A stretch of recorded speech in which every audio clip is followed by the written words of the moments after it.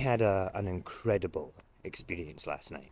I was at a concert at the Usher Hall where my daughter was playing in an orchestra, playing her violin, with 800 other Scottish kids performing in various different bands, ensembles, for about 2 hours. It was a fantastic experience.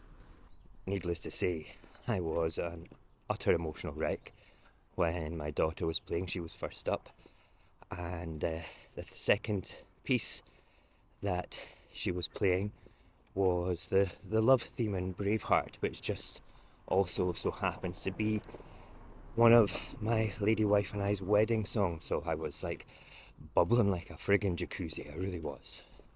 The level of talent was incredible, and the pinnacle of the whole performance was ESO, which is Edinburgh School Orchestra, and they were perfect, note perfect, playing a beautiful piece that registered passion and emotion, done by a Czechoslovakian composer who was a nationalist back in his day about 200 years ago. Can I remember his name? Not a chance. But looking at all these kids, looking at all this talent and this passion and this determination to become something different,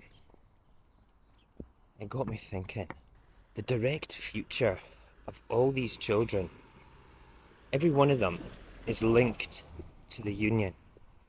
A union which has done nothing positive for Scotland for as long as I can remember. And it's not just the children of people that believe in Scottish independence are affected by that.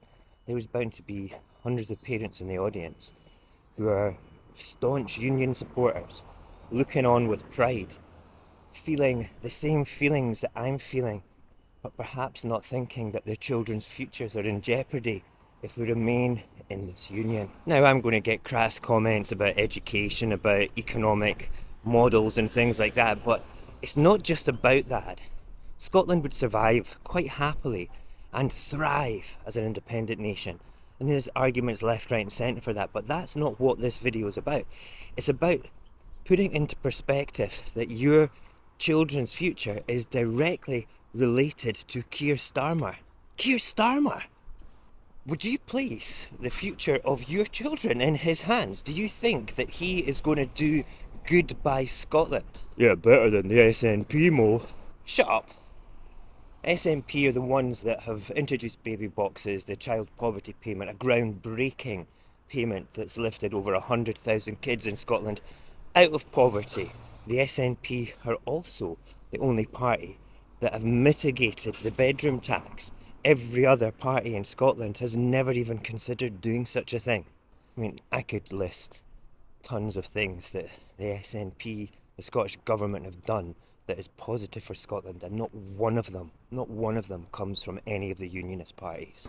Now, if all this good stuff is done with the meagre block grant we get, that sort of refund that we get for sending 70% plus of our taxes down to the Treasury, imagine what we could do with all that money for an investment and the ability to borrow and invest in ourselves as well, invest in your children. I just don't get it. I don't get how people can't see a better future for Scotland, making her own decisions, investing in herself, investing in our kids, making their lives better. Instead, all you mindless sheep, and you are mindless sheep, that are sit quite happily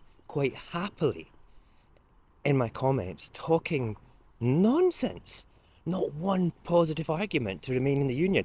Oh, it's not our job to turn around and say why we should stay in the union. It's your job to convince us to come out of the union. Shut up. Honestly.